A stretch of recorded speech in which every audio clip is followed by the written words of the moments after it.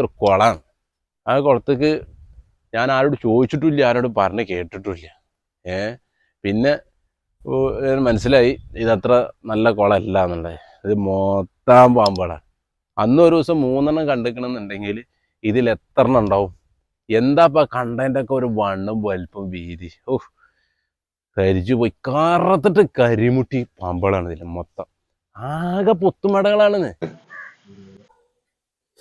അപ്പോൾ നമ്മൾ വെള്ളം ഏകദേശം വറ്റി കഴിഞ്ഞിട്ടുണ്ട്. വെള്ളം ഏകദേശം വറ്റി കഴിഞ്ഞപ്പോൾ അടിയിൽ നിന്ന് ചണ്ടിയൊക്കെ കയറ്റി തുടങ്ങുകയാണ്.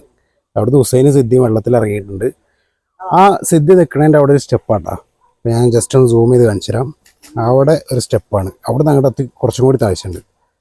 അപ്പോൾ നമ്മൾ അവിടെ നിന്ന് നേരെ എടുത്തിട്ട് കയറിന് കെട്ടിയിട്ട് ഇവിടുന്ന് അപ്പ് നേരെ അവിടെ കൊണ്ട് ഒഴിവാക്കുകയാണ്. ഇതെങ്ങനെ ഇടുന്നത്?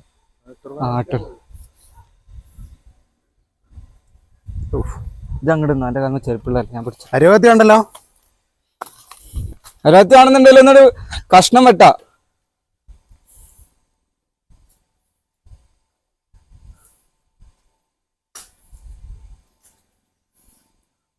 ഒരു കൊല്ലത്തെ പട്ട ഉണ്ടാവുന്നില്ലേ?